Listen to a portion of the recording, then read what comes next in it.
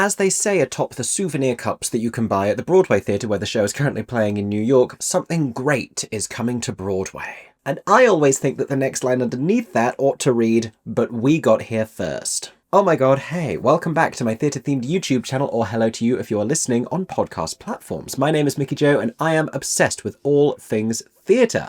I'm a professional theatre critic here on social media. I travel around the world seeing as much theatre as possible, and then I talk about it on the internet. You can find me everywhere that you use the internet, basically. And today, after seeing the show 4 times, including its first ever performance, the world premiere production at Paper Mill Playhouse in New Jersey, then twice on Broadway, and now earlier this week in the West End, I am finally going to be discussing what I think of The Great Gatsby, the musical based on the F. Scott Fitzgerald novel, or should I say one of the musicals based on the F. Scott Fitzgerald novel, as there are a small handful of them. This particular show, with a score by Jason Howland and Nathan Tyson and a book by Kate Kerrigan, opened last year at the Broadway Theatre in New York and has just recently made the transatlantic crossing to the Coliseum Theatre in the West End, where it opens this very week. And in something I haven't done in a little while, I'm going to give you a full overview of the entire show, both productions and every cast member that I've seen in it. And these are thoughts I've wanted to share with you for a really long time, and so I'm very excited for this one. And I'm also excited to find out what all of you think about it as well. Please let me know in the comment section down below what you think of this show, where you've had the chance to see it, and if you enjoy listening to what I have to say, then make sure that you are subscribed right here on YouTube with the notifications turned on so you don't miss any of my other upcoming reviews,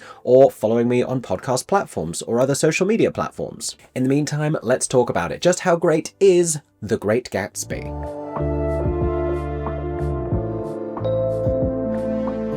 So I want to take you briefly back to when I saw the very first performance of the world premiere production pre-Broadway at Paper Mill Playhouse in New Jersey. Everything that had been released from press calls and rehearsals hadn't filled me with enthusiasm about the material, so I wasn't going in with the strongest sense of expectations. I will never forget jumping to my feet at the start of the intermission, looking to one of my friends across the auditorium, and the two of us mouthing at the same time, "This is good," in kind of flabbergasted surprise. And that's because it is. It's a good show. I'm not here to tell you that this is not a good show. It is entertaining as hell, and it is crowd-pleasing, and it is delivering on almost all of the fronts that a lot of people expect when they go to see a Broadway musical, or indeed a West End musical, because it's flashy, and it's bright, and it's colourful, and it's passionate, and they are singing these huge, demanding, vocally audacious and emotive pieces of music, and you have this rapturous love story, and there's tragedy, and there's angst, and there's passion, and there's a big kiss that you can applaud. And they're also doing a lot of things that you might not expect in your run-of-the-mill Broadway musical. They're driving cars across the stage. There are fireworks happening. There are these huge dance numbers. There are these lavish costumes. It looks like $1 million on stage. And that's because it is $1 million on stage. And it sort of reminds me of shows like The Phantom of the Opera and The Lion King that has such great visual storytelling and is so exciting to look at that, you know, it might have a huge appeal among non-English speaking audiences and tourists, which feels like a surprising thing for me to say about something based on a classic American novel. And perhaps if this wasn't based on a book and it didn't have so much depth and substance and imagery and so many layers that it could be evoking, then I might honestly be giving this a slightly better review. But it's as an adaptation of The Great Gatsby that it faces a little bit more criticism, because it is not the greatest Gatsby that you're going to see. I affectionately refer to this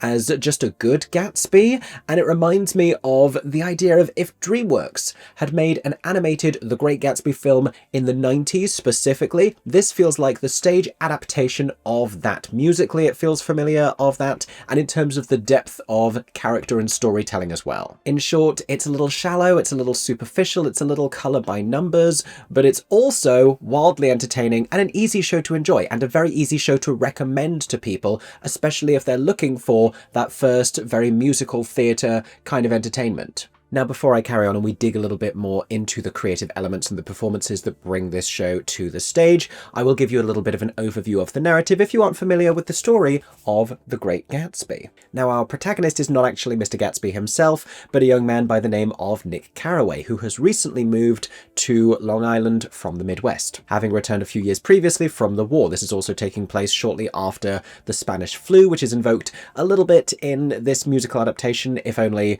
to kind of remind everyone that they weren't in a dissimilar place to us. One 1920s post-pandemic age is not entirely unlike the other. Now, Mr. Carraway has been offered lodging in the grounds of a Long Island mansion owned by J. Gatsby, who hosts these extravagant parties, though remains something of a mystery because nobody has necessarily seen him there. These parties are not attended by his neighbours across the Long Island Sound over in East Egg being the more respectable old money dwelling, while West Egg represents new money and the nouveau riche. Only we come to find out that it's these same neighbours who are exactly the people that Gatsby is trying to reach out to, specifically Daisy Buchanan, formerly Daisy Fay, who is also Nick Carraway's cousin. She has married a man who Nick went to school with called Tom Buchanan, and the two of them are keeping up appearances despite an unhappy marriage. They recently had to move away from Chicago due to another of Tom's torrid affairs, which sadly for Daisy continue now that they are in Long Island. He has a mistress named Myrtle Wilson, whose husband owns a gas station in the Valley of Ashes. Very much working class individuals, but believing staunchly in the American dream and in the hope of prosperity.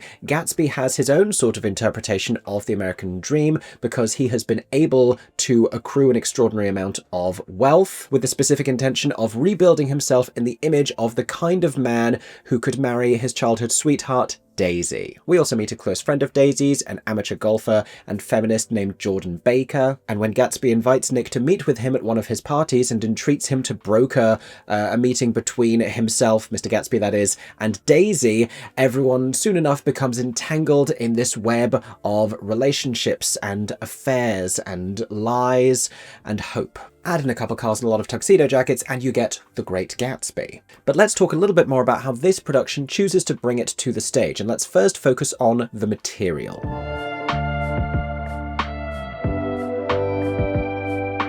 So it's in the material that we're going to find a lot of my largest criticisms about this particular piece. Like I said, the score has been written by Jason Howland, who wrote the music, and Nathan Tyson, who added the lyrics, and Kate Kerrigan wrote the book. Musically, it's interesting because for the most part, it feels neither sort of timeless enough that the sound doesn't matter, nor does it feel specifically linked to the 1920s setting. Instead, it has this pseudo-contemporary feel that is a little familiar of like 90s R&B. The greatest conclusion that I can draw here is that they were hoping to evoke the feel of like hitting it up in the club and kind of likening that to Gatsby's parties and wanting those parties to feel as energizing and dynamic as they would feel, you know, in a contemporary context. The song New Money has gone semi-viral over social media, both because of how catchy it is and also because of this piece of choreography. And it's a song that I have mixed feelings about. I think it sort of typifies the mixed feelings that I have about this score because it does convey that excitement and that energy of dancing in a modern club setting with your friends and being at a wild party. There's also a little section in the middle that does pay homage to a very kind of 1920s style, and you see it happening in the choreography at the same time. They sort of switch into that gear. I wish the score played with that more, not unlike in the soundtrack of the Baz Luhrmann movie version from just over a decade ago. Lyrically, there's some really great stuff in this song. When Jordan sings the line, "The rich are riche and the money is nouveau," I love that. I think it's playful. I think it's witty. I love less when we get into the real climax of the song and we just add on the lyrics, we ride, we ride, we ride. Where are we riding? What are we riding? What's happening? Back on the positive side, however, the internal rhyme of "in West Egg there's no nest egg," thrilling to me. And then on the other hand, again, there's a lot of really important exposition delivered in this fast-paced section that we just aren't capable of hearing as meaningfully as we need to. This really probably ought to be delivered in the book, but the fact that they're singing about Gatsby's mystery and absence at his own parties in that section and it's so hard to discern, I think is a real shortcoming of that particular moment of exposition. Here's a bunch of details you should probably know, things that really matter for the rest of the show. But the highlights of the score are certainly the big soaring emotional ballads delivered by Jay Gatsby and Daisy. And the song for her in which Jay is singing her name at the top of his range, singing Daisy. Beautiful, stunning. I think my favourite song in the score and really deserves to live on in the pantheon of great musical theatre songs. I prefer it a little to his Act 2 ballad, The past is catching up to me, although that one seems to be getting a little more traction in the musical theatre world. I don't know what it is about that song versus for her that is making it more compelling. I don't know if it's because there's a little bit more vocal gymnastics involved to do with the ending of the song, but I don't actually think the central lyric really makes much sense, nor does it tell us anything we don't already know about his character and his ambitions at this point. We just sort of stop the narrative in order for him to once again sing about how in love he is, when that's been his entire raison d'etre the entire time, and everything about his material is focused only on her. Also, for her kind of avoids this problem, but specifically in that one, as well as in the Act 1 song that Daisy sings, For Better or Worse, the orchestrations and the melody make it feel very much like not just a Disney song, but the kind of credits version of a Disney song that you would hear in the 90s, like specifically the slightly more R&B-ified version. I'm thinking of like Someday from the Hunchback of Notre Dame credits. I'm thinking of like the credits version of If I Never Knew You and the Celine and Peabo Bryson Beauty and the Beast. Like that's where a lot of these songs live, and it's a really peculiar place. That's what gives it that 90s DreamWorks Disney feel. It's as though faced with uncertainty about whether to make the sound authentically 1920s or contemporary 2020s, they landed somewhere unevenly in the middle. The lyrics of the songs are also very emotionally declarative, a little emotionally honest, and the thing about this story is it's all about the complexity of love. Gatsby expects a very black and white answer from Daisy. He wants her to say to her husband that she never loved him, never at all, and she only has ever loved Jay, as he has only ever loved her, and he wants that kind of perfect conclusion to their story that got interrupted when he had to go away to the war and returned with his letters to her having been intercepted by her father, who didn't approve of the relationship, to find out that she had married the wealthy Tom Buchanan, and he was devastated. Unfortunately, he finds out that it's all a little more complicated, a little more nuanced than that, and so the material ought to be able to convey that complexity and that nuance, but it doesn't really. These are all such emotionally straightforward and obvious ideas conveyed in the lyrics. A great example of where this really falls down is at the end of Act 1, when Daisy and Jay sing another sort of pseudo R&B orchestrated duet, My Green Light. And there's a beautiful moment in the original Great Gatsby story as he's showing her around this mansion that he's built for her, essentially, and she sees his collection of shirts that he has imported, and he tosses them into the air, conveying how silly it is, how lavish it is, wanting to impress her, but also casting them aside because they don't really matter. None of this is as important to him as making her happy, as doing this for her.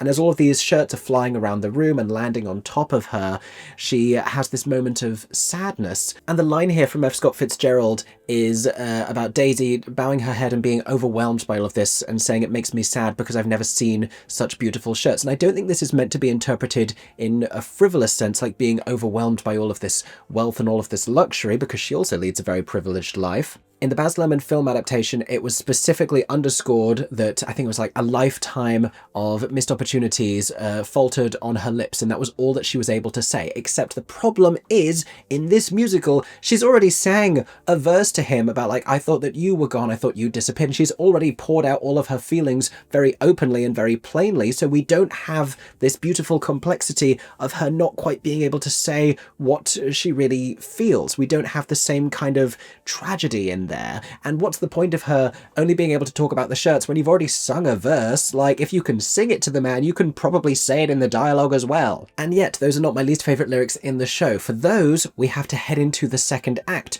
when Gatsby is very eager to recreate the circumstances under which he and Daisy met in order to remind her of the love that they had. So he brings back the same woman, Gilda Gray, who was singing at the officers' ball where they danced together in Louisville. And what's hilarious about this, what's truly just objectively very, very funny, is he introduces her by saying that her songs and this music is what got me through the next few years. So you'd expect for us to hear something like heartwarming and like meaningful, and she sings this up-tempo song that's really one of your very generic, like, we're gonna dance in a musical songs, and whatever we're singing barely matters. It's called La-Di-Da, and the lyrics are literally, let your hips go la-di-da-di-da, while my lips go la-di-da-di-dee. It is as though they were pitching this song in the writing process, and they were like, so this song's gonna go something like la da da ba la da da da da da da da da la di da di dee, and they went, no, let's not even write lyrics. That's already there. that's fine. And the notion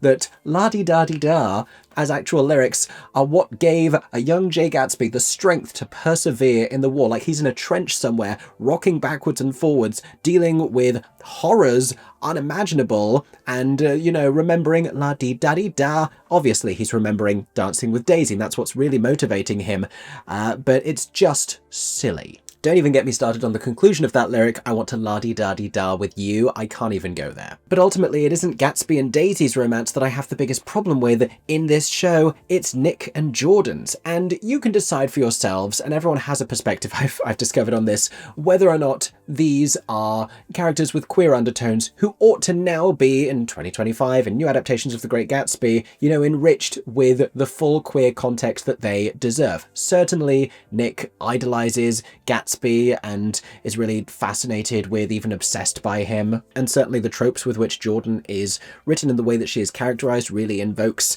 the idea of a queer woman who couldn't have been out in society at the time, but who rejected the idea of marriage and who was a passionate golfer and who didn't want to wear a dress and was wearing these gorgeous palazzo pants. And those traits are still very much evident in these characters in this version, but somehow they end up together and they get paired off and they have a couple of moments and songs singing about their relationship, and we absolutely just don't care about these two. It just seems like, it's a sitcom and we need to also pair off the B characters. This is a short-lived romance, however, because, and there are substantial spoilers coming here, if you don't want to know what happens at the end of the show, skip to the next section where there will be fewer spoilers. But right at the end, after they've had this tense meeting at the Plaza Hotel, where Gatsby tried to get Daisy to leave her husband, and she couldn't bring herself to, Gatsby and Daisy drive back to Long Island together from Manhattan, and accidentally strike and kill Myrtle Wilson, who is walking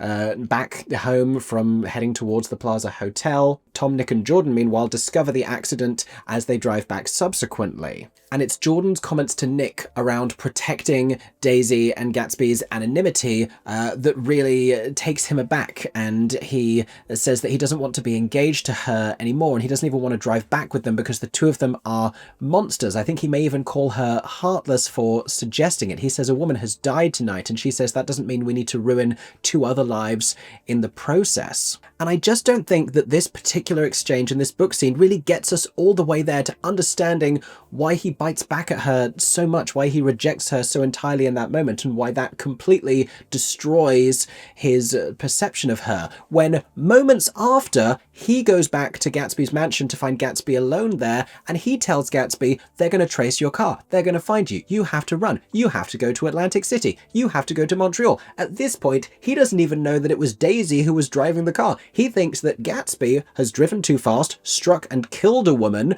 and he is still telling him that he needs to flee. But when Jordan suggested that they shouldn't give their names up to the police, that was unimaginable. What a ridiculous and wild double standard this is. It makes no sense. And I think that has a lot to do with what they've done with the characters of Nick and Jordan in this production, which we will talk about a little later when we talk about performances. In the meantime, let's talk about the design, the direction, the choreography. Oh, but just before we do, the Act 2 joke about the sound travelling over the sound and the awkward pause while he says it. Hate it. Horrible. Kill it with fire.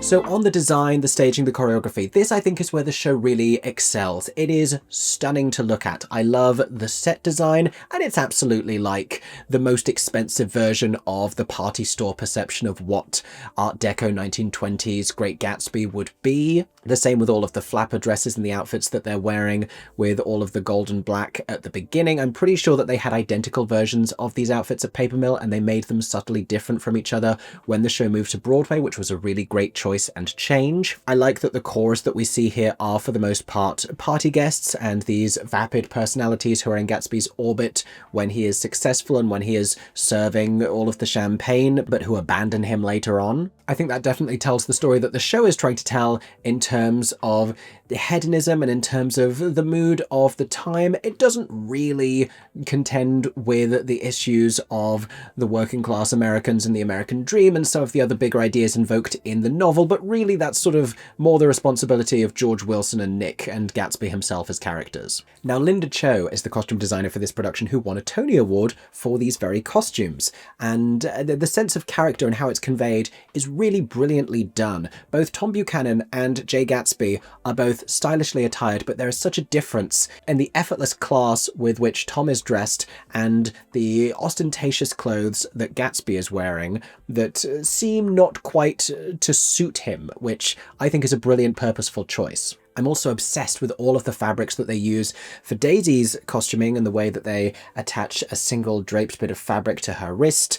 At the beginning, everything that she wears seems to float. It gives her this angelic, magical quality as she moves across the stage, and she is delicate and ethereal and dreamlike. She is this object of Gatsby's desire, really, and it looks perfect. Jordan, meanwhile, for the most part, until one moment in Act 2, does not wear dresses. She wears, like I said, stunning palazzo pants. I do want to say a quick thing about wigs, because the wig that they have for Jordan Baker in the West End, I don't think it's really a bob. It's sort of just like it's a similar length all around. We don't have that little like higher in the back thing going on. And the bob that they do have for Samantha Pauly on Broadway falls heavy on one side of her head and is behind her ear on the other side, and for baffling reasons, they just stage her so that so often she's talking through the side of her hair to the audience and it's just covering her face, and it's the easiest fix in the world to just style the wig the other way or have her be stood on the other side of Nick. For so much of the show, the last time I saw it, I'm just getting Bob. Myrtle, meanwhile, is dressed in these colours of passion, in pinks and reds and oranges.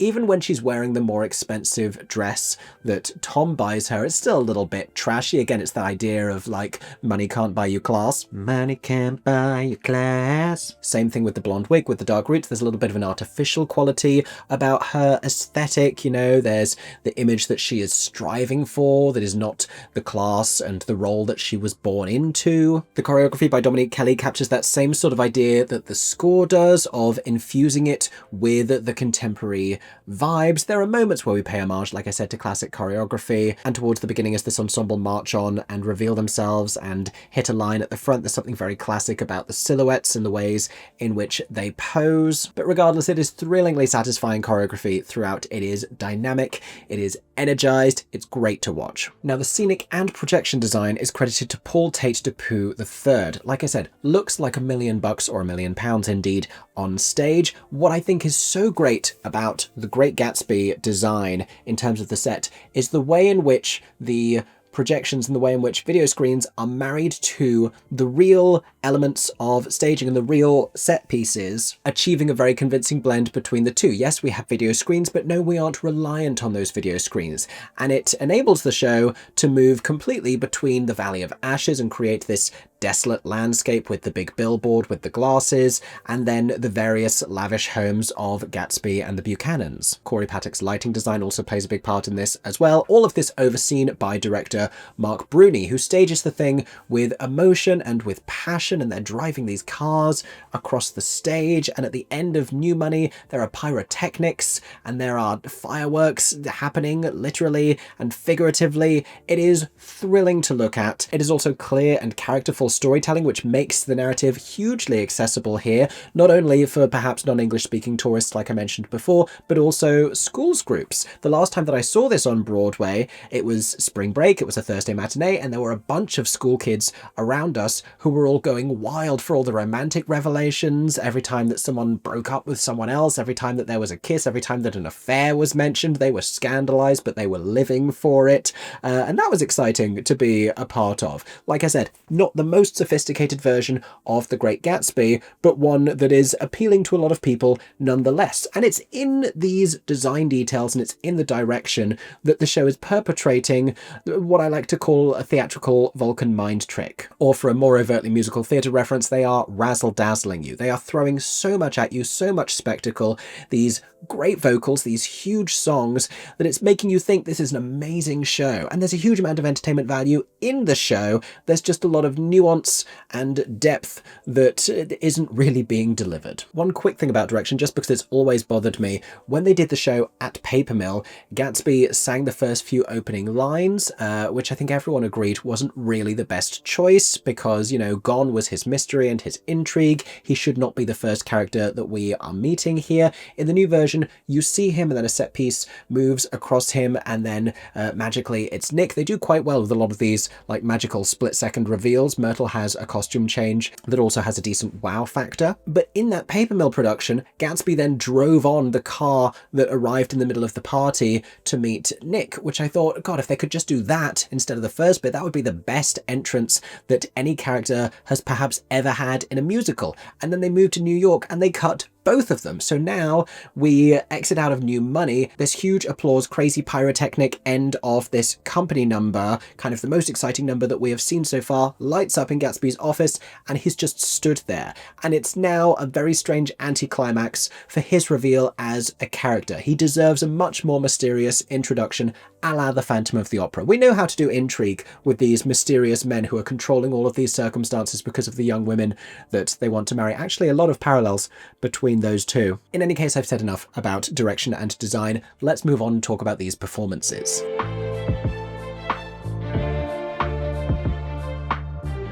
Now, as a fun little footnote, before I talk about any specific characters or actors, there is a phenomenon on Broadway where performers get entrance applause, not exclusive to huge star names. Often it happens for all the major characters in any show. This does not really happen in the West End, really ever. And what you notice when you see this show in London is that it's been built for these entrance applause moments. Nick has a substantial pause after he is first revealed. Gatsby doesn't, bafflingly. And Daisy has a moment as well where she's reading a newspaper for a long time and then she puts it down like she's Holland Taylor at the end of Legally Blonde spinning around in a salon chair. And again, a little bit of a pause, but London people aren't clapping. Let's talk about these performances though, because there's an awful lot to say. Jamie Muscato, I think, might have been my favourite Gatsby, if only because he reads a little younger on stage, and I haven't seen Ryan McCartan, I've only seen Jeremy Jordan, as well as one of the actors who is currently covering the role in New York, but Jamie reads a little younger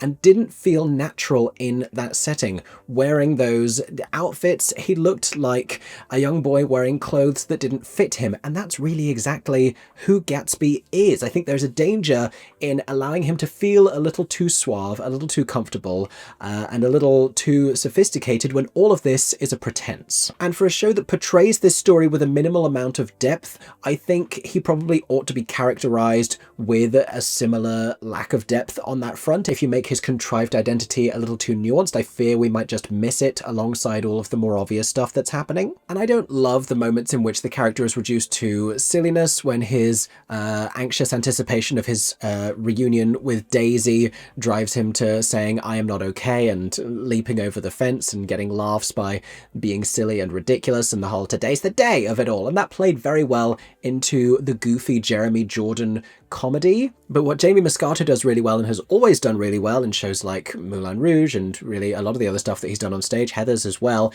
is he really captures that passionate young outsider quality. I mean, Gatsby is very Romeo from Romeo and Juliet, really. Nick, meanwhile, I think is a deceptively difficult character to characterize well. And after all, he is our protagonist, and they borrow a lot of lines from the F. Scott Fitzgerald novel for Nick in his introduction and in his conclusion. The way that, I don't know if it's been directed this way, but in the introductory moments, particularly as Corbin Bleu delivered them when I saw the show recently in London, he has such a beaming smile across his face, and he's playing it for laughs that when he's saying, like, after everything that's happened, and like he realizes that people are terrible, and it gets a laugh. But we later come to realize retroactively that this moment ought to be tinged with a great deal more melancholy. Really, this isn't a moment for Nick to be smiling. And that, I think, is where the character goes a little bit awry, particularly in Corbin's performance. How I have enjoyed him before hugely in Little Shop of Horrors. I thought he was brilliant. But he's also a very charismatic leading man type. I think fundamentally Corbin Bleu is not really a Nick Carraway. He's a Jay Gatsby who can't necessarily sing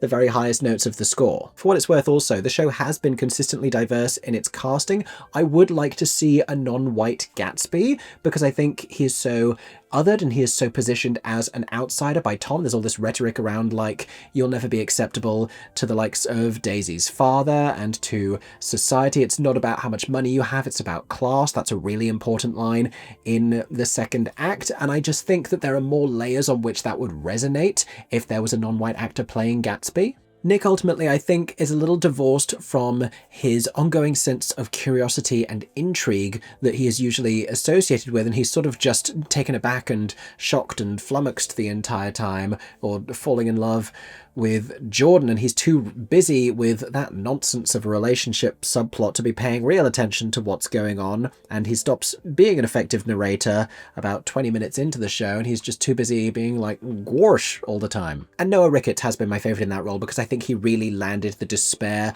at the end very meaningfully, which is, you know, where we really need to get to and where the story is finally empowered to say something. But with Corbin and Jamie, I don't think that age-wise they read in the right way for Corbin to at any point in the show feel like he was Mr. Gatsby's young apprentice to his way of seeing the world. And there are a lot of other very interesting differences between the way that the show has historically been cast in New York and the way that it's recently been cast in London. John Robyns is a very different type as Tom Buchanan. He feels more like the smarmy private school type. He reads quite a bit older than Nick and Jay and Daisy, and he doesn't feel like this arrogant macho college football star quite as much as he does with the casting on Broadway. But let's talk about the women here. Now, the role of Daisy was originally played by Eva Noblezada, subsequently by Sarah Hyland on Broadway, now in London by Frances Mayli McCann. Each of them adopt slightly different degrees of duplicitousness and nicety in terms of the way that they present Daisy, a woman who knows that her husband is having an affair but won't admit to it in polite company, and who participates in the charade of their marriage because that's what she needs to do to fit in with society. A woman who won't even dare to play golf with her close friend in her own home until encouraged to do so because what would people say? And I think while you could play Daisy to simply be this tragic victim, and while the book does sort of paint her that way as well with the way that she's been written by Kate Kerrigan, there's a little more honesty in facing up to her knowingness and the small choices that she does make for herself. Sarah Hyland gave, I think, my favourite Daisy acting performance, still is giving my favourite Daisy acting performance over on Broadway, because there is such an artificial quality to the way that she greets Nick at the beginning, and then we see the mask slip a little bit more when she says, "Nick, everything is awful, everyone thinks so," when she's trying to let him know about her circumstances, but even then she's not really articulating it. But there is such a facade that she's maintaining. Frances and Eva, I think, pitch that characterization fairly similarly, although Frances feels like the version of Eva after Chicago, and Eva still feels a little bit too naive, like she hasn't really grown into the Daisy that she would be after those circumstances. And the vocals that Frances delivers, specifically with Beautiful Little Fool towards the end of the second act, this big 11 o'clock number in which Daisy conveys to Nick that, you know, she doesn't have a great many choices in this world as a young woman, and she recognizes that fate for her young daughter, baby Pammy, also. I do think it's a little bit of a curious decision to move that conversation there. Beautiful Little Fool is a comment that Daisy makes about her hopes for her daughter and her future right towards the beginning of Fitzgerald's novel. So to put it at the end, to just give Daisy this out about the choices that she made about kind of abandoning Gatsby, not going to his funeral. It's a song worth writing, it's a conversation worth having, it's an important aspect of the conversation, but we never really get into her acknowledging what happened and the tragedy of his circumstances. And ultimately, I do think, even though I've heard Kate Kerrigan speak about wanting to empower these female characters more and give them agency, that, you know, aside from the limitations of the narrative and their roles in society, they still remain romantic objects for the most part.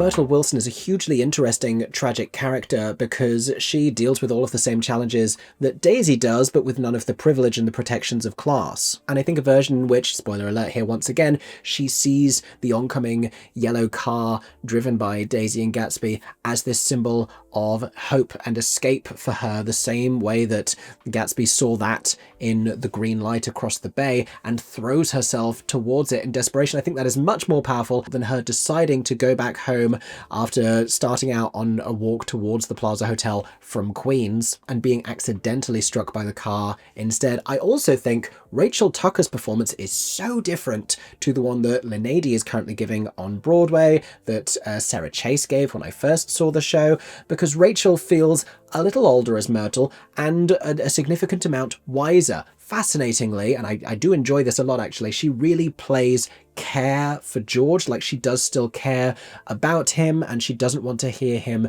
mocked, but also when he confronts her about pregnancy and an affair and she appeals to him, you can feel a lot more genuine affection between the two of them in that moment. But the thing is, Rachel's Myrtle feels perhaps a little bit too wise because she seems canny to the way that the world works when she's in the car with Nick and with Tom. And she says, this is the way that it is. You have to have your wife at home, your girl in the city. So for her to then have the revelation halfway through the song about the Plaza Hotel later on, when she realizes that the life that she's seeking for herself would become a miserable one because he would just have an affair with someone else, even if they were to get married, that feels like something that she'd have already thought about. I think John Robyns as Tom actually has a similar issue with arc and trajectory because we don't necessarily feel, he's so slimy and he's so easy to resent, which works, but you don't feel the genuine connection between him and Myrtle. You don't feel that he actually cares for her, and in a way is enduring his own romantic tragedy because he can't be with the person who he wants to be with either. And so those few scenes that he plays at the end of the show just feel manipulative and villainous. They don't feel motivated by heartbreak. We also have George Wilson. Joel Montague is currently playing this role in London. He is laboured with some of the show's most boring musical material, I'm sorry to say, when he sings to the billboard with the glasses and is like, good morning duck, it's a boring song. There's really nothing that you can do about that. But I think more than that, what's a little lacking in terms of his version of the character is he is sort of pathetic and optimistic in a way that makes sense for George, but he lacks, I think, that capacity for menace that makes him this important figure for the final few scenes. A final spoiler alert here, because there's a little bit of a difference in the way that a pivotal scene right at the end of the musical is staged. I'm talking about the moment that George Wilson seeks out Gatsby in his home and shoots him with Gatsby falling dead into the pool. And this moment and the way that it's staged has had a little bit of social media criticism recently because the actor playing Gatsby has put out a pillow by the side of the pool, which is at the front of the stage. He gets shot, he falls to his knees on the pillow, and then he tumbles sideways off of the stage into the orchestra pit. It's a shock-inducing moment, and sometimes at some performances people laugh. And I'm sure that this has been happening since the beginning of the show's life, but actor Ryan McCartan was a little taken aback by it, and there was a whole moment in terms of how he responded to it. It does seem to be, at least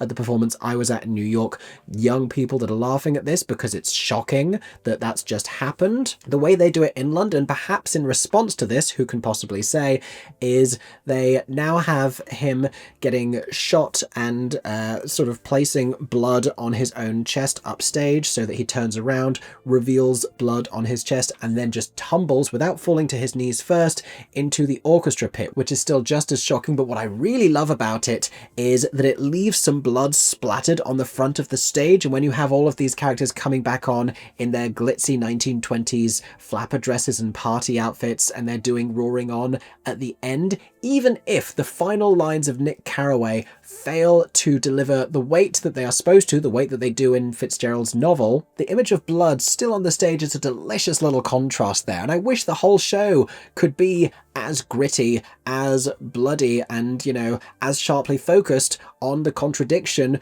between these two ideas, between these romantic dreams and the harsh reality of the time. Finally then, let's talk about the character who is perhaps the most failed by this narrative, who is Jordan Baker, and she arrives so well characterized and making such good points about why she doesn't want to get married, why she doesn't believe in marriage, why it's a great proposition for men that comes with many tangible disadvantages for women, economically and socially. And yet for some reason, her being able to propose to Nick on her own terms changes all of that for her, even though it doesn't change any of it, really. They haven't changed society. And there's nothing about Nick's character other than, you know, being a nice, charming, poor boy that suggests to her that this is going to be any different from the other marriages that she's witnessed. This is why eventually she decides that after all, it isn't something that she wants to do, but she doesn't even really get to make that decision. She just hints at regret about it, and then Nick breaks things off with her. And I think the problem here goes along with this idea of trying to make the show feel contemporary, and I can only assume that the writers discussed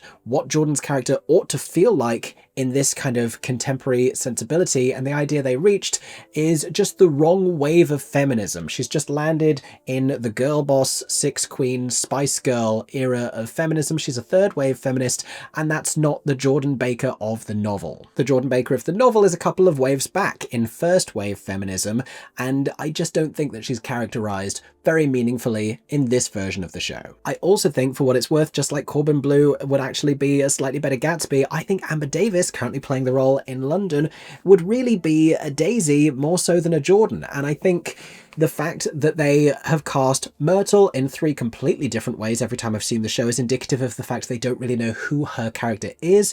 And I think the same thing with Jordan, like they're casting performers who can dance it and who can sing it and who can give these sassy line readings and who are shorter than the Nick they're playing opposite, even in heels. And Amber sounds fantastic with the whistle tone moments that she's putting in to New Money, but I'm just not getting Jordan Baker characterization. And like I said, there are shortcomings in terms of this as an adaptation of The Great Gatsby. Is it the most meaningful? Is it the most emotionally impactful? Is it the most thought-provoking musical that you're going to see on stage? No, to any of those things. It is, however, legitimately entertaining. It is, like I said, easy to recommend to people. It is offering you all of that showbiz pizzazz. It has a wow factor. It looks great. Passionate, big performances, outstanding vocals across the board. It sounds fantastic. And because I've heard from so many people that they really loved this show, it feels very important that you go and make up your mind for yourself. Go and check out The Great Gatsby and then decide how you feel about it. And then come right back here and let us know what you thought in the comments section down below. If you've already seen the show,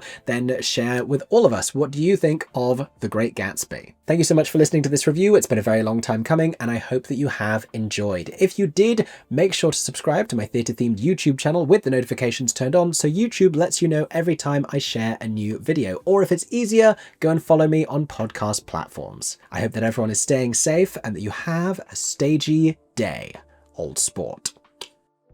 For 10 more seconds, I'm MickeyJoTheatre. Oh my god, hey, thanks for watching, have a stagey day. Subscribe!